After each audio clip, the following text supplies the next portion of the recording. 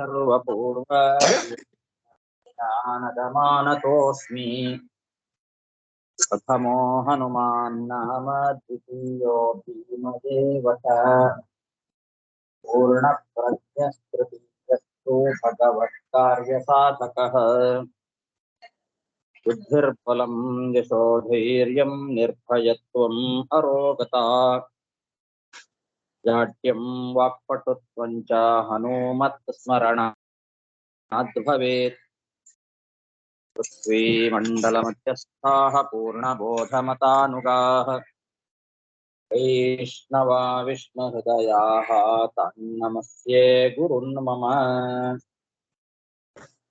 जन्माद्यस्य यतोऽन्वयादितरतश्चार्थेष्वभिज्ञस्वराट् तेने ब्रह्महृदाय आदिकवये मुह्यन्ति यं सूरयः तेजो वारिमृदां यथा विनिमयो यत्र त्रिसर्गो मृषाम् धाम्ना स्वेन सदा निरस्तकुहकं सत्यं परं धीमहि सृष्टिस्थित्यप्येहानियतिदृशितमो बन्धमोक्षाश्च यस्मात् अस्य श्रीब्रह्मरुद्रप्रभृतिसुरनरद्वीषशत्रुरात्मकस्य विष्णोर्व्यस्ताः समस्ताः सकलगुणनिधिः सर्वदोषव्यपेतः पूर्णानन्दो व्ययो यो गुरुरपि परमः चिन्तयेतं महान्तम् यं प्रव्रजन्तमनुपेतमपेतकृत्यं द्वैपायनो विरहकातर आजुहाव पुत्रेति तन्मयतया तरवोऽपि नेदुः तं सर्वभूतहृदयं मुनिमानतोऽस्मि श्रीगुरुभ्यो नमः हरिः ओम ಶ್ರೀಮದ್ಭಾಗವತದ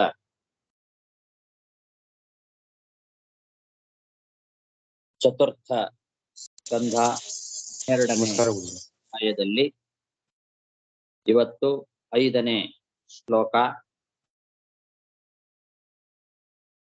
ತದ್ಗಚ್ಚ ಧ್ರುವ ಭದ್ರಂ ತೇ ಭಗವಂತಮಧೋಕ್ಷಜಂ ಸರ್ವಭೂತಾತ್ಮಭಾವೇನ ಸರ್ವಭೂತಾತ್ಮವಿಗ್ರಹಂ.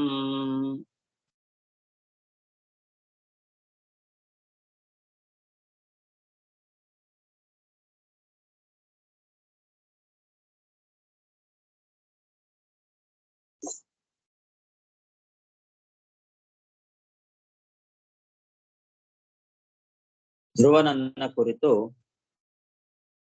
ಕುಬೇರ ಹೇಳುವ ಮಾತುಗಳು. ಕುಬೇರ ಧ್ರುವನಿಗೆ ಸಮಾಧಾನ ಮಾಡಿ ಹೇಳ್ತಾ ಇರ್ತಕ್ಕಂತಹ ಮಾತನ್ನ ನಿನ್ನೆ ನೋಡಿದ್ವಿ. ನಾವು ಯಾರೂ ಕೂಡ ಸ್ವತಂತ್ರರಲ್ಲ, ಯಾರಿಗೂ ಹುಟ್ಟಿಗಾಗ್ಲಿ ಸಾವಿಗಾಗ್ಲಿ ಯಾರ್ಯಾರಿಗೂ ಕಾರಣರಲ್ಲ. ಎಲ್ಲದಕ್ಕೂ ಸ್ವತಂತ್ರ ಕಾರಣನಾದವನು ಭಗವಂತನೇ. ಹಾಗಾಗಿ ನೀನು ಆ ಯಕ್ಷರನ್ನ ಕೊಂದಿಲ್ಲ, ಯಕ್ಷನೂ ಕೂಡ ನಿನ್ನ ತಮ್ಮನನ್ನ ಕೊಂದಿಲ್ಲ. ಆದ್ರಿಂದ ಎಲೆ ಧ್ರುವ, ಹೋಗು, ನಿನಗೆ ಒಳ್ಳೇದಾಗ್ಲಿ. ಭದ್ರಂತೆ, ಒಳ್ಳೇದಾಗ್ಲಿ ನಿನಗೆ. ನೀನು ಹೋಗಿ ಭಗವಂತಂ ಅಧೋಕ್ಷಜಂ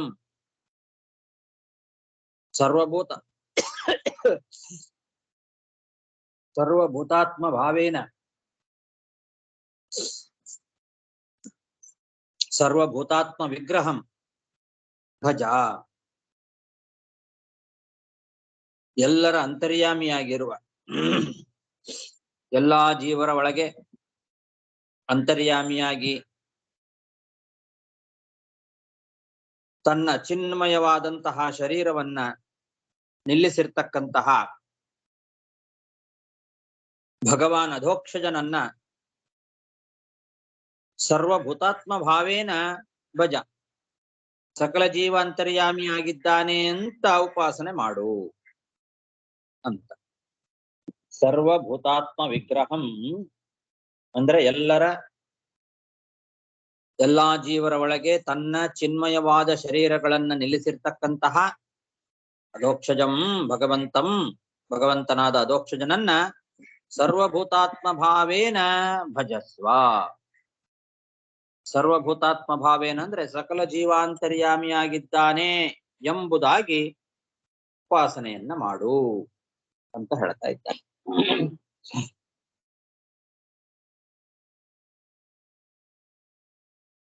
ತದ್ಗಚ್ಚ ಧ್ರುವ ಭದ್ರಂತೆ ಭಗವಂತಮಧೋಕ್ಷಜಂ ಸರ್ವಭೂತಾತ್ಮ ಭಾವೇನ ಸರ್ವಭೂತಾತ್ಮ ವಿಗ್ರಹಂ ಭಜಸ್ವ ಭಜನೀಯಾಂಘ್ರಿಮಭವಾಯ ಭವಚ್ಛಿದಂ ಯುಕ್ತಂ ವಿರಹಿತಂ ಶಕ್ತ್ಯ ಗುಣಮಯ್ಯಾತ್ಮ ಮಾಯಯ. ಆ ಭಗವಂತನನ್ನೇ ಉಪಾಸನೆ ಮಾಡಬೇಕು. ಯಾಕೆ ಅಂದ್ರೆ ಅವನೊಬ್ಬನೇ ಈ ಸಂಸಾರವನ್ನ ನಾಶ ಮಾಡಲಿಕ್ಕೆ ಸಮರ್ಥನಾಗಿರ್ತಕ್ಕಂಥವನು. ಪ್ರತಿಯೊಬ್ಬರೂ ಕೂಡ ಈ ಸಂಸಾರವನ್ನ ದಾಟಬೇಕು ಅಂತಾದ್ರೆ ಆ ಭಗವಂತನ ಪಾದಕಮಲಗಳನ್ನೇ ಭಜನೆ ಮಾಡಬೇಕು. ಸಂಸಾರಕ್ಕೆ ನಾಶಕ ಅವನು. ಅವರವರ ಸಾಮರ್ಥ್ಯ ರೂಪವಾದ ಶಕ್ತಿಯಿಂದ ಅವರವರ ಒಳಗೆ ಇದ್ದಾನೆ ಭಗವಂತ. ಎಲ್ಲರ ಒಳಗೂ ಕೂಡ ತನ್ನ ಶಕ್ತಿಯನ್ನೇ ಇಟ್ಟು ಭಗವಂತ ಆಯಾಯ ಜೀವರುಗಳಿಂದ ಕರ್ಮಗಳನ್ನ ಮಾಡಿಸ್ತಾನೆ. ಆದ್ರೆ ಆ ತನ್ನ ಶಕ್ತಿಯನ್ನ ಪೂರ್ಣವಾಗಿ ಯಾರಲ್ಲೂ ಇಡೋದಿಲ್ಲ. ಅವರವರ ಸಾಮರ್ಥ್ಯಕ್ಕೆ ಅನುಗುಣವಾಗಿ ಶಕ್ತಿಯನ್ನ ಭಗವಂತ ಆಯಾಯ ಜೀವರ ಒಳಗೆ ಇಡ್ತಾನೆ. ಅಂತಹ ಆ ಭಗವಂತ ಗುಣಾತ್ಮಕವಾಗಿರ್ತಕ್ಕಂತಹ ತನ್ನ ಬಂಧಕವಾದ ಮಾಯೆ ಏನಿದೆ ಆ ಮಾಯೆಯಿಂದ ತಾನು ಮಾತ್ರ ಬದ್ಧನಾಗಿಲ್ಲ. ಗುಣಮಯ್ಯ ಆತ್ಮಮಾಯಯ, ಅದು ಗುಣಾತ್ಮಕವಾದದ್ದು. ಬಂಧಕವಾದ ಮಾಯಾ ಆತ್ಮಮಾಯ. ಆತ್ಮಮಾಯ ಅಂದ್ರೆ ತನ್ನ ಅಧೀನವಾದ ಬಂಧಕವಾದ ಶಕ್ತಿ, ಅದು ಆತ್ಮಮಾಯ ಅಂತ ಕರೆಸ್ಕೊಂಡಿದೆ. ಅಂತಹ ಆತ್ಮಮಾಯ ಗುಣಮಯಿ, ಅದು ಗುಣಸ್ವರೂಪವಾಗಿರ್ತಕ್ಕಂಥದ್ದು. ಗುಣಸ್ವರೂಪವಾದ ಗುಣಾತ್ಮಕವಾದ ಆ ಒಂದು ತನ್ನ ಬಂಧಕ ಮಾಯೆಯಿಂದ ತಾನು ಮಾತ್ರ ಬದ್ಧನಾಗಿಲ್ಲ, ಉಳಿದವರನ್ನೆಲ್ಲರನ್ನೂ ಕೂಡ ಬಂಧನ ಮಾಡಿದ್ದಾನೆ. ಈ ಸಂಸಾರದಲ್ಲಿ ಎಲ್ಲರನ್ನೂ ಬಂಧನ ಮಾಡಿದ್ದಾನೆ. ತನ್ನ ಸಾಮರ್ಥ್ಯ ರೂಪವಾದ ಮಾಯೆಯಿಂದ ಸಾಮರ್ಥ್ಯ ರೂಪವಾದ ಮಾಯೆಯಿಂದ ಕೂಡಿದ್ದಾನೆ. ಅದು ತನ್ನದೇ ಆಗಿರ್ತಕ್ಕಂಥದ್ದು ಬಂಧಕ ಮಾಯಾ. ಅದರಿಂದ ತಾನು ಬದ್ಧನಲ್ಲ.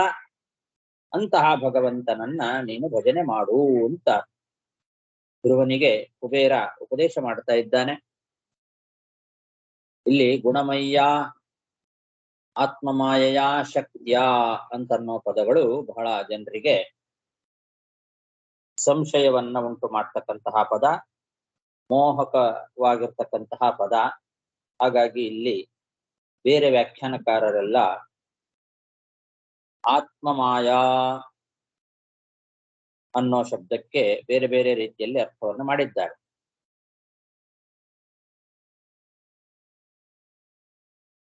ಶ್ರೀಧರಿಯ ವ್ಯಾಖ್ಯಾನದಲ್ಲಿ ಆತ್ಮಮಾಯಾ ಎಂಬುದಾಗಿ ಕರೆಸ್ಕೊಂಡಿರ್ತಕ್ಕಂತಹ ತ್ರಿಗುಣಾತ್ಮಕ ಶಕ್ತಿ ಬ್ರಹ್ಮನಲ್ಲಿ ವಸ್ತುತಃ ಇಲ್ಲ, ವ್ಯಾವಹಾರಿಕವಾಗಿ ಇದೆ ಅಂತ. ಅಥವಾ ಪ್ರಳಯ ಕಾಲದಲ್ಲಿ ನಿರ್ಗುಣನಾಗಿರೋದ್ರಿಂದ ಆವಾಗ ತ್ರಿಗುಣಾತ್ಮಕವಾದ ಮಾಯಾಶಕ್ತಿ ಭಗವಂತನಲ್ಲಿ ಇಲ್ಲ. ಸೃಷ್ಟಿಕಾಲದಲ್ಲಿ ಅವನು ಸಗುಣನಾಗ್ತಾನೆ, ಆವಾಗ ಅದು ಅವನಲ್ಲಿ ಇದೆ ಅಂತ ಹೀಗೆ ವ್ಯಾಖ್ಯಾನ ಮಾಡ್ತಾರೆ. ಅವರಲ್ಲಿ ಸಗುಣ ಬ್ರಹ್ಮ ನಿರ್ಗುಣ ಬ್ರಹ್ಮ ಅಂತ ಎರಡು. ಅಂದ್ರೆ ಪ್ರಳಯ ಕಾಲದಲ್ಲಿ ಅವನು ನಿರ್ಗುಣ ಬ್ರಹ್ಮ, ಅವನಲ್ಲಿ ಯಾವ ಮಾಯೆಯೂ ಇಲ್ಲ. ಆವಾಗ ಸೃಷ್ಟಿ ಕಾಲದಲ್ಲಿ ಅವನೇ ಸಗುಣ ಬ್ರಹ್ಮನಾಗ್ತಾನೆ, ಅಂದ್ರೆ ಜೀವ ಆಗ್ತಾನೆ ಅಂತ. ಸಗುಣ ಬ್ರಹ್ಮ ಅಂದ್ರೆ ಜೀವ ಅಂತ ಅರ್ಥ. ಸಗುಣ ಬ್ರಹ್ಮನಾಗ್ತಾನೆ, ಆವಾಗ ಮಾಯಾಶಕ್ತಿ ಇದೆ ಅಂತ ಈ ರೀತಿ ಶ್ರೀಧರಿಯ ವ್ಯಾಖ್ಯಾನದಲ್ಲಿ ಹೇಳಿದ್ದಾರೆ. ವೀರರಾಘವ ವ್ಯಾಖ್ಯಾನದಲ್ಲಿ ಅವರು ಹೇಳ್ತಾರೆ, ತ್ರಿಗುಣಾತ್ಮಕವಾದ ಮಾಯಾಶಕ್ತಿ ಪರಮಾತ್ಮನಲ್ಲಿ ಅವನ ಅಧೀನವಾಗಿ ಇದೆ, ಸ್ವತಂತ್ರವಾಗಿ ಇಲ್ಲ ಅಂತ ವೀರರಾಘವ ವ್ಯಾಖ್ಯಾನದಲ್ಲಿ ಹೇಳಿದ್ದಾರೆ. ಅವನಲ್ಲಿ ಅವನ ಅಧೀನವಾಗಿ ಆ ಭಗವಂತನಲ್ಲಿ ಆ ಮಾಯಾಶಕ್ತಿ ಇದೆ, ಆದರೆ ಸ್ವತಂತ್ರವಾಗಿ ಇಲ್ಲ. ತ್ರಿಗುಣಾತ್ಮಕ ಮಾಯೆ ಭಗವಂತನ ಶಕ್ತಿಯಾಗಿ ಇರೋದ್ರಿಂದ ಅವನಲ್ಲಿ ಇದೆ, ಸ್ವರೂಪಭೂತವಾಗಿ ಇಲ್ಲ, ಆದ್ರಿಂದ ಇಲ್ಲ ಅಂತ ಇದು ವಿಶ್ವನಾಥ ವ್ಯಾಖ್ಯಾನ. ತ್ರಿಗುಣಾತ್ಮಕ ಮಾಯೆ ಸ್ವರೂಪಭೂತವಾಗಿ ಅವನಲ್ಲಿ ಇಲ್ಲ, ಅದು ಅವನ ಶಕ್ತಿ ಆಗಿರೋದ್ರಿಂದ ಅವನಲ್ಲಿ ಇದೆ ಅಂತ. ಶಕ್ತಿಯಾಗಿ ಇರೋದ್ರಿಂದ ಇದೆ, ಆಮೇಲೆ ಆ ಶಕ್ತಿ ಪ್ರಯುಕ್ತವಾದ ದೋಷದ ಸ್ಪರ್ಶ ಅವನಲ್ಲಿ ಇಲ್ಲ, ಆದ್ರಿಂದ ಇಲ್ಲ ಅಂತ ಇದು ಶುಕದೇವ ವ್ಯಾಖ್ಯಾನ. ಅವನಲ್ಲಿ ಇದೆ ಮತ್ತು ಇಲ್ಲ ಅಂತನ್ನೋ ಈ ಭಾಗವತದ ಪದಗಳನ್ನ ಅವರು ಬೇರೆ ಬೇರೆ ಬೇರೆ ರೀತಿಯಲ್ಲಿ ಅರ್ಥ ಮಾಡ್ಲಿಕ್ಕೆ ಪ್ರಯತ್ನ ಮಾಡಿದ್ದಾರೆ. ಶಕ್ತಿಯಾಗಿರೋದ್ರಿಂದ ಅದು ಇದೆ, ಆದರೆ ತತ್ಪ್ರಯುಕ್ತವಾದ ದೋಷದ ಸ್ಪರ್ಶ ಅವನಿಗೆ ಇಲ್ಲ, ಆದ್ರಿಂದ ಇಲ್ಲ ಅಂತ. ಯುಕ್ತಂ ವಿರಹಿತಂ ಅಂತಿದಲ್ವಾ, ಯುಕ್ತಂ ಮತ್ತು ವಿರಹಿತಂ, ಆ ಶಕ್ತಿ ಅವನಲ್ಲಿ ಇದೆ, ಇಲ್ಲ ಅಂತ. ಅದಕ್ಕೆ ಅವರು ಈ ರೀತಿ ಅರ್ಥ ಮಾಡಿದ್ದಾರೆ. ಇನ್ನು ಗಿರಿಧರಿಯ ವ್ಯಾಖ್ಯಾನದಲ್ಲಿ ಅವರೇನ್ ಮಾಡ್ತಾರೆ ಅಂದ್ರೆ, ಸೂಕ್ಷ್ಮ ರೂಪದಲ್ಲಿ ಪ್ರಾಕೃತವಾದ ಕೈ ಕಾಲು ಮೊದಲಾದವುಗಳಿಂದ ಇಲ್ಲದೆ ಇರೋದರಿಂದ ಇಲ್ಲ, ಸ್ಥೂಲ ರೂಪದಲ್ಲಿ ಸರ್ವಭೂತಾತ್ಮಕನಾಗಿರೋದ್ರಿಂದ ಇದೆ ಅಂತ ಈ ರೀತಿ ಗಿರಿಧರಿಯ ವ್ಯಾಖ್ಯಾನದಲ್ಲಿ ಹೇಳ್ತಾರೆ. ಯುಕ್ತಂ ವಿರಹಿತಂ. ಹೀಗೆ ಎಲ್ಲ ವ್ಯಾಖ್ಯಾನಕಾರರು ಈ ಶ್ಲೋಕಕ್ಕೆ ವ್ಯಾಖ್ಯಾನ ಮಾಡಿದ್ದಾರೆ. ಶ್ರೀಧರಿಯ ವ್ಯಾಖ್ಯಾನ, ವೀರರಾಘವ ವ್ಯಾಖ್ಯಾನದಲ್ಲಿ, ವಿಶ್ವನಾಥ ವ್ಯಾಖ್ಯಾನ ಮತ್ತು ಸುಖದೇವ ವ್ಯಾಖ್ಯಾನ, ಗಿರಿಧರಿಯ ವ್ಯಾಖ್ಯಾನ ಎಲ್ಲಗಳನ್ನು ನೋಡಿದಾಗ ಅವರೆಲ್ಲರೂ ಕೂಡ ಯುಕ್ತಂ ವಿರಹಿತಂ ಶಕ್ತಿಯ ಗುಣಮಯ್ಯಾತ್ಮ ಮಾಯಯ ಅನ್ನೋ ಶಬ್ದಕ್ಕೆ ಗುಣಮಯವಾದ ಆತ್ಮ ಮಾಯಾಶಕ್ತಿ ಎಂಬ ಒಂದು ಪದಾರ್ಥ ಭಗವಂತನಲ್ಲಿ ಉಂಟು ಇಲ್ಲ ಅನ್ನೋ ಎರಡು ಪದಕ್ಕೆ ಯುಕ್ತಂ ವಿರಹಿತಂ ಅಂತನ್ನೋ ಈ ಎರಡು ಇದೇ ಇಲ್ಲ ಅನ್ನೋ ಸಮಸ್ಯೆಗೆ ಪರಿಹಾರವನ್ನು ಹೇಳಲಿಕ್ಕೆ ಬಹಳ ಶ್ರಮವನ್ನು ಪಟ್ಟಿದ್ದಾರೆ. ಆದರೆ ಶಕ್ತ್ಯಾಯುಕ್ತಂ ಗುಣಮಯ್ಯ ಆತ್ಮಮಾಯಯ ವಿರಹಿತಂ,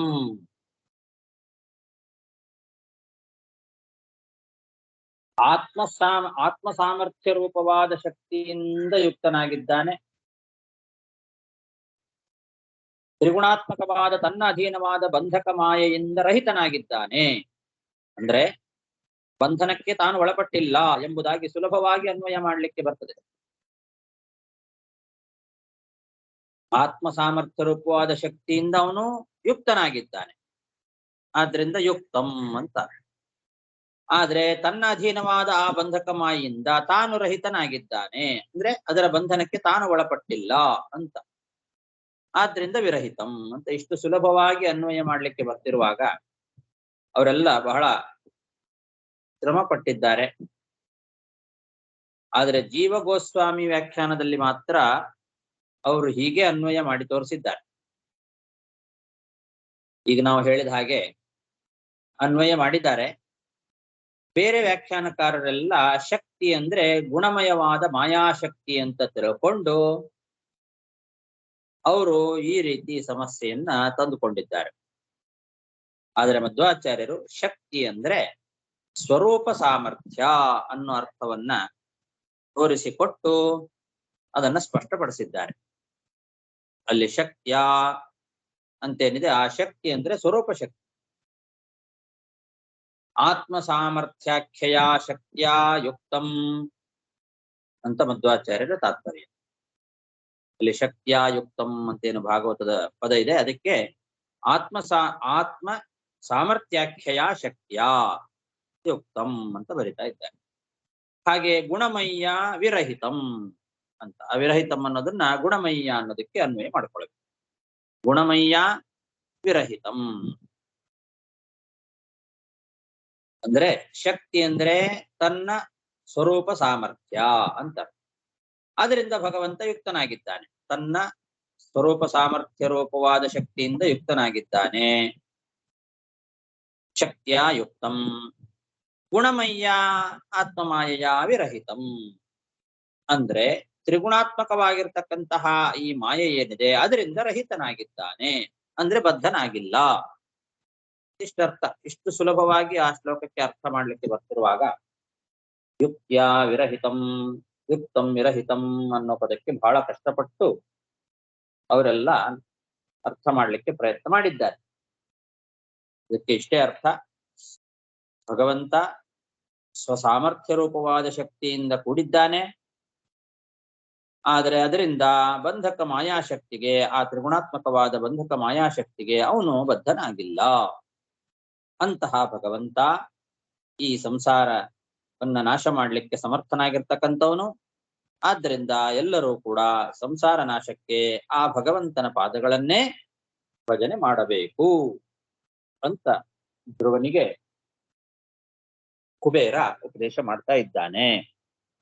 ಭಜಸ್ವ ಭಜನೀಯಾಂಘ್ರಿಂ ಅಭವಾಯ ಭವಚ್ಛಿದಂ ಯುಕ್ತಂ ವಿರಹಿತಂ ಶಕ್ತ್ಯ ಗುಣಮಯ್ಯಾತ್ಮಮಾಯಯ ವೃಣೀಹಿ ಕಾಮಂ ನೃಪಯನ್ ಮನೋಗತಂ ಮತ್ತಸ್ತ್ವಮೌತ್ಥಾನ ಪದೇ ವಿಶಂಕಿತಃ ವರಾರ್ಹಣೋಸ್ಯಂಬುಜನಾಭಪಾದಯೋಃ ನಿರಂತರಂ ತ್ವಾಂ ವಯಮಂಗ ಶುಶ್ರುಮ. ಎಲೆ ಧ್ರುವರಾಜನೇ, ನೀನು ಏನಾದ್ರೂ ನಿನಗೆ ಮನಸ್ಸಿಗೆ ಬಂದ ವರವನ್ನ ಕೇಳು ಅಂತ ಕುಬೇರ ಧ್ರುವನಿಗೆ ವರ ಕೊಡ್ತಾ ಇದ್ದಾನೆ.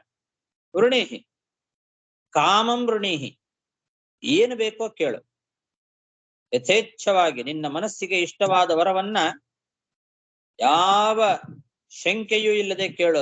ವಿಶಂಕಿತಃ ಅಂತ, ನನ್ನಿಂದ ಏನು ವರ ಬೇಕು ಕೇಳು, ವರವನ್ನ ಪಡಿಲಿಕ್ಕೆ ನೀನು ಅರ್ಹನಾಗಿದ್ದಿ. ವರಾರ್ಹಣಃ, ನಾನು ವರವನ್ನ ಕೊಡ್ಲಿಕ್ಕೆ ನನಗೆ ಇಷ್ಟ ಇದೆ, ನೀನು ವರ ಪಡಿಲಿಕ್ಕೆ ಯೋಗ್ಯನಾಗಿದ್ದಿ, ನಿನಗೆ ಇಷ್ಟವಾದ ವರವನ್ನ ಕೇಳು, ಯಥೇಚ್ಛವಾಗಿ ಕೇಳು. ಎನ್ನು ಮನೋಗತಂ, ನಿನ್ನ ಮನಸ್ಸಿನಲ್ಲಿ ಏನಿದೆಯೋ ಅದನ್ನ ನಿಶಂಕೆಯಿಂದ ಕೇಳು, ಯಾವ ಸಂಶಯ ಇಲ್ಲದೆ ಕೇಳು, ಯಥೇಚ್ಛವಾಗಿ ಕೇಳು. ಏನು ವರ ಬೇಕೋ ಕೇಳು. ಯಾಕೆ ಅಂದ್ರೆ ನೀನು ಪದ್ಮನಾಭನಾದ ಆ ಭಗವಂತನ ಪಾದಗಳಲ್ಲಿ ನಿರಂತರಂ ತ್ವಾಂ, ನಿರಂತರವಾಗಿ ಆ ಭಗವಂತನ ಪಾದಗಳಲ್ಲೇ ಮನಸ್ಸನ್ನ ಇಟ್ಟವನು ಎಂಬುದಾಗಿ ನಾವು ಕೇಳಿ ತಿಳ್ಕೊಂಡಿದ್ದೇವೆ ಅಂತಾನೆ ಕುಬೇರ. ನೀನು ಭಗವಂತನ ಪಾದದಲ್ಲೇ ನಿರಂತರವಾಗಿ ಮನಸ್ಸನ್ನ ಇಟ್ಟವನು ಅಂತ ಶುಶ್ರುಮ ಕೇಳಿದ್ದೇವೆ ನಾವು. ಆದ್ರಿಂದ ನಿನ್ನ ಮೇಲೆ ನನಗೆ ಬಹಳ ಸಂತೋಷ ಆಗಿದೆ, ನಾನು ಪ್ರಸನ್ನನಾಗಿದ್ದೇನೆ. ನಿನಗೆ ಬೇಕಾದ ವರವನ್ನ ಯಥೇಚ್ಛವಾಗಿ ಕೇಳು, ನಿಶಂಕೆಯಿಂದ ಕೇಳು ಅಂತ ಧ್ರುವನಿಗೆ ಕುಬೇರ ವರವನ್ನ ಕೇಳು ಅಂತ ಹೇಳ್ತಾ ಇದ್ದಾನೆ. ಇಲ್ಲಿಯೂ ಕೂಡ ಅಂಬುಜನಾಭ ಪದಯೋಹೋ ನಿರಂತರಂ ಅಂತಿದೆ. ಅಂಬುಜನಾಭ ಅಂದ್ರೆ ಪದ್ಮನಾಭ, ಆ ಪದ್ಮನಾಭನ ಪಾದಗಳಲ್ಲಿ ನಿರಂತರಂ ಅಂದ್ರೆ ಸದಾ ಮನಸ್ಸನ್ನ ಇಟ್ಟವನು ನೀನು ಅಂತ ಅರ್ಥ. ಆದ್ರೆ ನಿರಂತರನಾಗಿದ್ದಾನೆ ಅಂದ್ರೆ ಏನು ಅಂತ ಅರ್ಥ ಗೊತ್ತಾಗೋದಿಲ್ಲ ಒಂದೇ ಸಲಿಗೆ. ಅಂಬುಜನಾಭ ಪಾದಯೋಹ ನಿರಂತರಂ ಅಂತ ಇಷ್ಟೇ ಇದೆ ಅಲ್ಲಿ. ಅಂಬುಜನಾಭನ ಪಾದಗಳಲ್ಲಿ ನಿರಂತರ, ಧ್ರುವ ಅಂಬುಜನಾಭನ ಪಾದಗಳಲ್ಲಿ ನಿರಂತರನಾಗಿದ್ದಾನೆ ಅಂತ ಹೇಳಿದ ತಕ್ಷಣ ಏನ್ ನಿರಂತರ ಅನ್ನೋಂದ್ರೆ ಏನು? ವಿದ್ಯಾ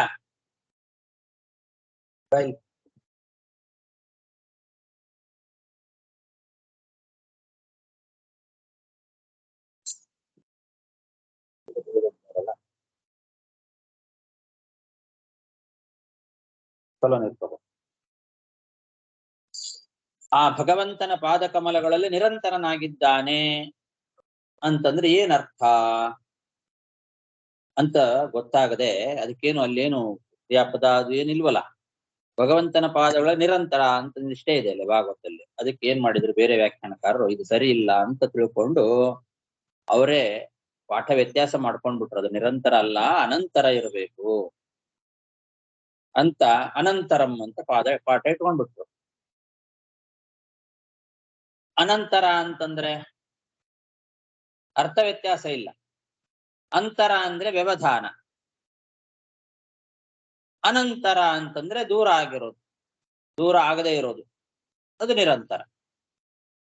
ಅಂತರ ಅಂದ್ರೆ ದೂರ ಆಗೋದು, ಅದಕ್ಕೂ ಇದಕ್ಕೂ ಅಂತರ ಇದೆ ಅಂತೀವಲ್ಲ. ಅಂತರ ಇದೆ ಅಂದ್ರೆ ಏನು? ದೂರ ಇದೆ ಅಂತ ಅರ್ಥ. ನಿರಂತರ ಅಂದ್ರೆ ದೂರ ಇಲ್ಲ ಅಂತ ಅರ್ಥ ಒಂದೇ ಆಗತ್ತೆ. ನಿರಂತರ ಅಂದ್ರೆ ದೂರ ಇಲ್ಲ, ಹತ್ತಿರದಲ್ಲೇ ಮನಸ್ಸನ್ನ ಇಟ್ಟೋದು. ಅಥವಾ ಅನಂತರ ಅಂದ್ರೆ ಸಮೀಪದಲ್ಲಿರೋದು ಅಂತನೂ ಅರ್ಥ ಬರುತ್ತೆ. ಪರಮಾತ್ಮನಿಗೆ ಸಮೀಪದಲ್ಲಿ ಧ್ರುವ ಇದ್ದಾನೆ ಅಂತ ಹೀಗೆ ಹೇಳಿದ ಹಾಗಾಗ್ತದೆ ಅಂತ ಆ ಅನಂತರ ಅನ್ನೋ ಪಾಠ ಇಟ್ಟುಕೊಂಡು ವ್ಯಾಖ್ಯಾನ ಮಾಡಿದ್ದಾರೆ. ಭಗವಂತನಿಗೆ ಭಕ್ತ ಸಮೀಪದಲ್ಲೇ ಇರ್ತಾನೆ. ಸಮೀಪದಲ್ಲಿರೋದು ಅಂದ್ರೆ ಏನು? ದೈಹಿಕವಾಗಿ ಅಲ್ಲ, ಮಾನಸಿಕವಾಗಿ ಅಲ್ವಾ. ಹಾಗಾಗಿ ಅವನ ಅಲ್ಲಿ ಮನಸ್ಸನ್ನ ಇಟ್ಟಿದ್ದಾನೆ ಅಂತ ಇಷ್ಟು ಕಷ್ಟಪಟ್ಟು ವ್ಯಾಖ್ಯಾನ ಮಾಡಿದ್ದಾರೆ ವೀರರಾಘವ ವ್ಯಾಖ್ಯಾನ ಮತ್ತು ಶುಕದೇವ ವ್ಯಾಖ್ಯಾನದಲ್ಲಿ. ಅನಂತರ ಅನ್ನೋ ಪಾಠ ಇಟ್ಟುಕೊಂಡಿದ್ದಾರೆ. ನಿರಂತರ ಅಂತಂದ್ರೂ ಅದೇ ಅರ್ಥನೇ ಬರ್ತದೆ, ವ್ಯತ್ಯಾಸ ಇಟ್ಕೊಳ್ಳೋ ಅಗತ್ಯ ಇಲ್ಲ. ಪಾಠವನ್ನ ವ್ಯತ್ಯಾಸ ಮಾಡೋ ಅಗತ್ಯ ಇಲ್ಲ. ನಿರಂತರಂ ಅನ್ನೋ ಪದಕ್ಕೆ ಮಧ್ವಾಚಾರ್ಯರು ಭಗವತ್ಪಾದ ಮಾನಸಂ ಅಂತ ಅರ್ಥ ಬರೋದು. ನಿರಂತರಂ ಭಗವತ್ಪಾದ ಮಾನಸಂ ಅಂತ ಮಧ್ವಾಚಾರ್ಯರ ತಾತ್ಪರ್ಯ. ನಿರಂತರ ಅಂದ್ರೆ ಭಗವಂತನ ಪಾದಗಳಲ್ಲಿ ಸದಾ ಮನಸ್ಸಿಟ್ಟವನು. ಅಂಬುಜನಾಭ ಪಾದಯೋಹೋ ನಿರಂತರಂ, ಅಂಬುಜನಾಭನ ಪಾದ ಕಮಲಗಳಲ್ಲಿ ಸದಾ ಮನಸ್ಸನ್ನ ಇಟ್ಟವನು ಅಂತ ನಾವು ಶುಶ್ರುಮ ಕೇಳಿದ್ದೇವೆ. ಆದ್ದರಿಂದ ನನಗೆ ನಿನ್ನ ಮೇಲೆ ಬಹಳ ಸಂತೋಷ ಆಗಿದೆ. ನೀನು ಯಥೇಚ್ಛವಾಗಿ ಬೇಕಾದ ವರಗಳನ್ನ ನನ್ನಿಂದ ಕೇಳಿ ಪಡಿ, ನೀನು ವರ ಪಡಿಲಿಕ್ಕೆ ಅರ್ಹನಾಗಿದ್ದಿ ಅಂತ ಹೀಗೆ ಕುಬೇರ ಧ್ರುವರಾಜನಿಗೆ ವರವನ್ನ ಕೇಳು ಅಂತ ಕೇಳ್ತಾ ಇದ್ದಾನೆ. ವೃಣೀಹಿ ಕಾಮಂ ನೃಪಯನ್ ಮನೋಗತಂ ಮತ್ತಸ್ತ್ವಮೌತ್ಥಾನ ಪದೇ ವಿಶಂಕಿತಃ ವರಾರ್ಹಣೋಸ್ಯಂಬುಜನಾಭಪಾದಯೋಃ ನಿರಂತರಂ ತ್ವಾಂ ವಯಮಂಗ ಶುಶ್ರುಮ.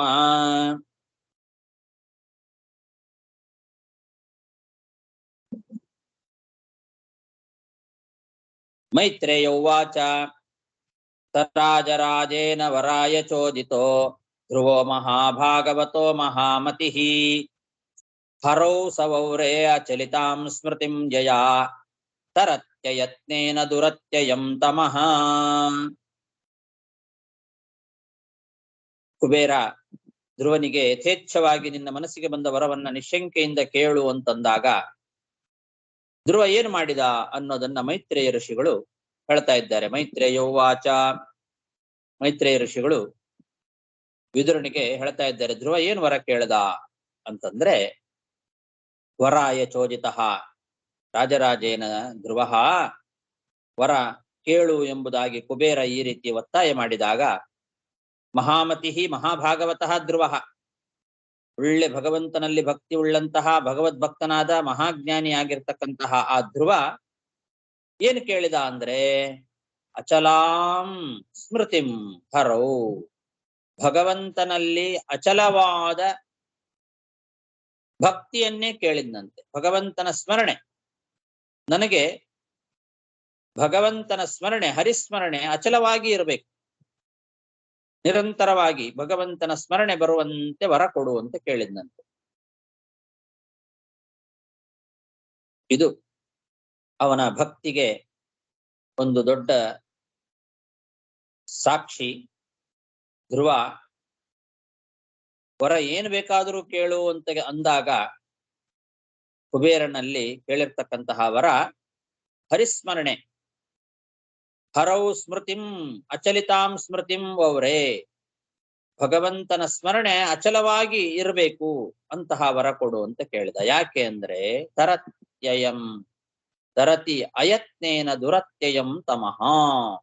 ಸಂಸಾರವನ್ನ, ಅದು ದುರತ್ಯಯ, ದಾಟ್ಲಿಕ್ಕೆ ಸಾಧ್ಯವಾಗದೇ ಇರತಕ್ಕಂತಹ ಈ ಸಂಸಾರವನ್ನ ಅನಾಯಾಸವಾಗಿ ದಾಟಿಸೋದು ಅದು ಆ ಭಗವಂತನ ಸ್ಮರಣೆ ಒಂದೇ. ಬೇರೆ ಯಾವುದರಿಂದಲೂ ಕೂಡ ನಾವು ಅಷ್ಟು ಸುಲಭವಾಗಿ ಈ ಸಂಸಾರವನ್ನ ದಾಟಲಿಕ್ಕೆ ಸಾಧ್ಯ ಇಲ್ಲ.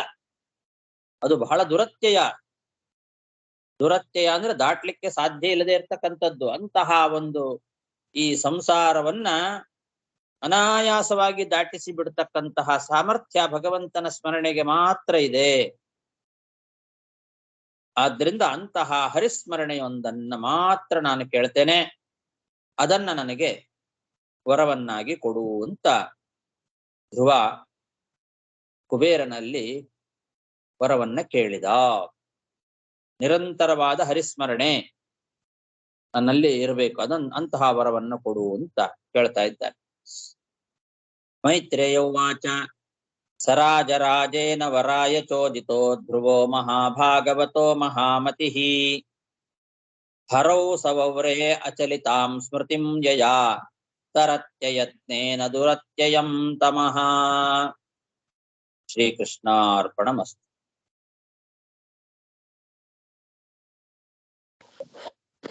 ನಮಸ್ಕಾರ ಗುರುಗಳೇ. ನಾರಾಯಣ ಒಂದು ಪ್ರಶ್ನೆಗಳಿಗೆ ಮುಂಚೆ, ಈ 6ನೇ ಶ್ಲೋಕದಲ್ಲಿ ಆತ್ಮ ಸಾಮರ್ಥ್ಯ ಆಖ್ಯೆಯ ತನ್ನ ಸ್ವರೂಪ ಶಕ್ತಿಯಿಂದ ಬಂದು ದೇವರಿಗೆ ಬಂದು ಇದೆ ಎಂಬ ಒಂದು ಮಾತು ನೀವು ಹೇಳಿರಿ. ನೀವು ಇಲ್ಲಿ ಪದರತ್ನಾವಳಿಯಲ್ಲಿ ಬಂದು ಪ್ರಾದೇಶಾದಿ ಆಕಾರತ್ವೇನ ಅವಸ್ಥಾನಂ ಕಥಂ ಗುಣಶಕ್ತಿಂ ಅಂತರೇಣ ಇತಿ ಆಗಹ ಅನ್ನೋ, ಅಲ್ಲಿ ಎದಕ್ಕೆ ಬಿಂಬಮೂರ್ತಿನ ರೂಪ ಇದು ಕೊಡ್ತಾರೆ ಅವರು, ಆ ಒಂದು ರೆಫರೆನ್ಸ್, ಆ ಒಂದು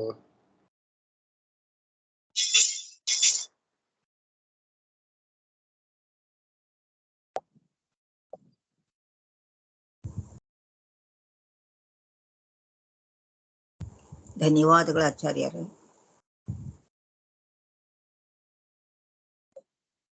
ಸರ್ವಭೂತಾತ್ಮ ವಿಗ್ರಹಂ ಅಂತ ಹಿಂದೆ ಬಂತು. ಸರ್ವಭೂತಾತ್ಮ ಭಾವೇನ ಭಜಸ್ವ ಅಂತ. ಅಂದ್ರೆ ಸರ್ವಭೂತ ಅಂತಂದ್ರೆ ಎಲ್ಲರ ದೇಹದ ಒಳಗೆ ಪ್ರಾದೇಶತ್ವಾದಿ ಲಕ್ಷಣದಲ್ಲಿ ಭಗವಂತ ಇದ್ದಾನೆ ಅಂತ ಅರ್ಥ ಮಾಡಿದ್ದಾರೆ ಹಿಂದಿನ ಶ್ಲೋಕಕ್ಕೆ. ಸರ್ವಭೂತಾತ್ಮ ಭಾವೇನ ಭಜಸ್ವ. ಸರ್ವಭೂತಾತ್ಮನಿ ಅಂದ್ರೆ ಎಲ್ಲರ ದೇಹದ ಒಳಗೆ,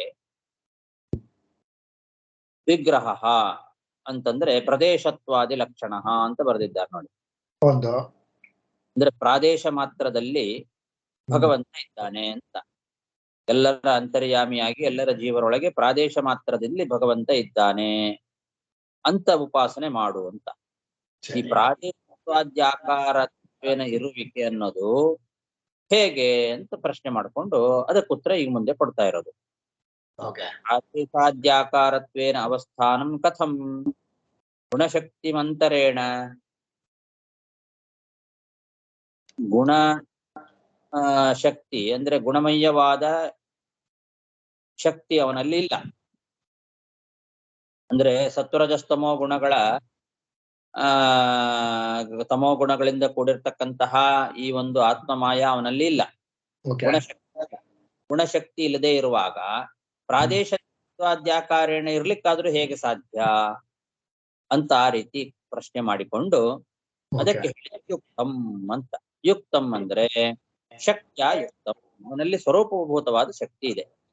ಗುಣಶಕ್ತಿ ಇಲ್ಲದೆ ಇದ್ರು ಕೂಡ, ಅಂದ್ರೆ ಸತ್ವರಜಸ್ತಮ ಗುಣಾತ್ಮಕವಾದ ಈ ಶಕ್ತಿ ಇಲ್ಲದೆ ಇದ್ರೂ ಕೂಡ ತನ್ನ ಸಾಮರ್ಥ್ಯ ರೂಪವಾದ ಶಕ್ತಿಯಿಂದ ಅವನು ಯುಕ್ತನೇ ಆಗಿದ್ದಾನೆ. ಆದ್ರಿಂದ ಪ್ರಾದೇಶತ್ವಾದ್ಯಾಕಾರೇಣ ಇರ್ಲಿಕ್ಕೆ ಸಾಧ್ಯತೆ ಇದೆ. ನಮ್ಮ ಸ್ವರೂಪ ರೂಪದಲ್ಲಿ ಬಂದು ಈ ಪ್ರಾಕೃತ ಗುಣ ಇರೋದಿಲ್ಲ, ಅಲ್ಲಿ ಅವನು ಹೆಂಗಿದೆ ಎಂಬ ಒಂದು ಪ್ರಶ್ನೆ ಮಾಡಿದ್ದಾರೆ.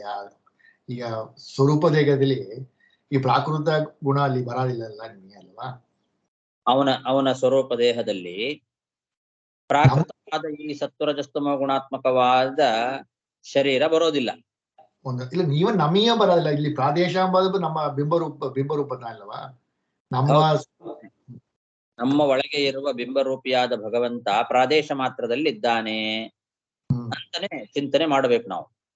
ಓಕೆ ಆದ್ರೆ ಆ ಪ್ರಾದೇಶತ್ವ ಅಂತ ಅನ್ನೋದು ಹೇಗೆ ಬರ್ತದೆ? ಸತ್ವರಜಸ್ತಮ ಗುಣಗಳ ಶಕ್ತಿ ಅವನಲ್ಲಿ ಇಲ್ಲ ಅಂದ ಮೇಲೆ ಪ್ರಾದೇಶತ್ವ ಜಾಕಾರ ಆದ್ರೂ ಹೇಗೆ ಬರುತ್ತೆ ಅಂತ ಪ್ರಶ್ನೆ ಮಾಡಿಕೊಂಡು, ಅದು ಸತ್ವರಜಸ್ತಮ ಗುಣಾತ್ಮಕವಾದ ಇದು ಶಕ್ತಿ ಅವನಲ್ಲಿ ಇಲ್ಲದೆ ಇದ್ರು, ಅಂದ್ರೆ ಅಂತಹ ಒಂದು ಸ್ವರೂಪ ಇಲ್ಲದೆ ಇದ್ರು, ತನ್ನ ಸ್ವರೂಪಭೂತವಾದ ಶಕ್ತಿ ಅವನಲ್ಲಿ ಇದೆ. ಶಕ್ತಿಯ ಯುಕ್ತ. ಓಕೆ ಅಲ್ಲಿ ನಾವು ಈ ಪ್ರಾದೇಶ, ಮೂಲೇಶ, ಅಗ್ರೇಶ 3 ಬಿಂಬಮೂರ್ತಿ ಇದೆಲ್ಲ. ಪ್ರಾದೇಶ ಎಂಬುದು ಎಲ್ಲಾ ಸ್ಥಳದಲ್ಲಿ ವ್ಯಾಪ್ತ ಅಲ್ವಾ, ಪ್ರಾದೇಶ ಎಂಬ ನಾಮಕ. ಸೊ ಅದರಿಂದ ತಗೊಂತಾರೆ. ಮೂಲೇಶ ಅಂದ್ರೆ ಆ ಮೂಲದಲ್ಲಿ ಇದ್ದಾನ, ಅಗ್ರೇಶ ಅಂದ್ರೆ ಮೇಲಿದ್ದಾನ, ಅವಂದ ನಮಗೆ ಬಂದು ಇದು ಕೊಡ್ತಾನಲ್ವಾ, ಪ್ರಾಜ್ಞಾನ್ ಕರಿತಾ ಇದ್ದಾರೆ ನಾವು ಅಗ್ರೇಶನ.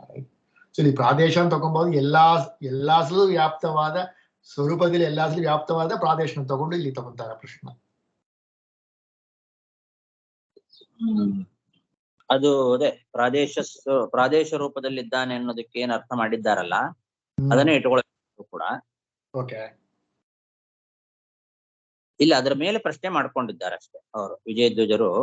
ಓಕೆ ಗುಣಶಕ್ತಿ ಇಲ್ಲ ಅಂತ ಹೇಳ್ತೀರಿ, ಗುಣಶಕ್ತಿ ಮಂತರೇಣ, ಗುಣಶಕ್ತಿ ಅವನಲ್ಲಿ ಇಲ್ಲ ಅಂದ್ಮೇಲೆ ಪ್ರಾದೇಶತ್ವಾತ್ಯಾಕಾರ ಹೇಗೆ ಬಂತು ಅಂತ ಒಂದು ಪ್ರಶ್ನೆ ಮಾಡಿಕೊಂಡು ಉತ್ತರವಾಗಿ ಯುಕ್ತಂ ಅಂತ ಕೊಟ್ಟು.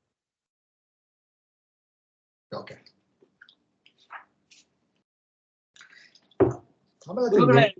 ಎರಡನೇ ಶ್ಲೋಕದಲ್ಲಿ ಸ್ವಾಮ್ ಅಯಮಂಗ ಸುಶ್ರುಮ ಅಂತ ಬಂದಿದಲ್ಲವಾ, ಅದಕ್ಕೆ ಸ್ವಲ್ಪ ವಿಸ್ತರಿಸ್ರಿ. ಸ್ವಾಂ ವಯಂ ಅಂಗ ಶುಶ್ರುಮ ಅಂತ 4 ಪದಗಳು. ಅಂಗ ಅನ್ನೋದು ಸಂಬೋಧನೆ, ಅದು ಓಹೋ ಅಂಗ ಅಂತ ಪ್ರೀತಿಯಿಂದ ಕರೆಯೋದು. ಅವನ ಎಲೆ ಅಂಗ, ಸ್ವಾಂ ನಿನ್ನನ್ನು, ವಯಂ ನಾವು, ಶುಶ್ರುಮ ಕೇಳಿದ್ದೇವೆ, ನಿನ್ನ ಬಗ್ಗೆ ನಾವು ಕೇಳಿದ್ದೇವೆ, ತಿಳ್ಕೊಂಡಿದ್ದೇವೆ ಅಂತ ಅರ್ಥ. ಆಯ್ತು, ಧನ್ಯವಾದ. ಅচ্ছা, ಈ 8ನೇ ಶ್ಲೋಕದಲ್ಲಿ ತರತ್ಯ ಯತ್ನೇನ ಎಂಬ ಪದಕ್ಕೆ ಏನ್ ಅರ್ಥ ಬರ್ತಾರೆ? ದುರತ್ಯ ಅಂದ್ರೆ ಸಂಸಾರ, ಅದು ತುಂಬಾ ಅದು ಬಂದು ದಾಟಾದ ಕಷ್ಟ ಎಂಬ ಹೇಳಿದ್ರಿ ನೀವು. ಅಯತ್ನೇನ ಯತ್ನ ಇಲ್ಲದೆ ಸುಲಭವಾಗಿ ದಾಟುತ್ತಾನೆ ಅಂತ ಅರ್ಥ. ಓಕೆ ತರತಿ ಅಯತ್ನೇನ. ಓಕೆ ತರತಿ ಅಯತ್ನೇನ. ಓಕೆ ತರತ್ಯಯತ್ನೇನ, ತರತಿ ಅಯತ್ನೇನ ದುರತ್ಯಯಂ ತಮ. ದುರತ್ಯಯಂ ದಾಟಲಿಕ್ಕೆ ಸಾಧ್ಯ ಇರತಕ್ಕಂತಹ ತಮಸ್ಸನ್ನು ಅಯತ್ನೇನ ತರತಿ, ಸುಲಭವಾಗಿ ದಾಟುತ್ತಾನೆ. ಆಯ್ತು.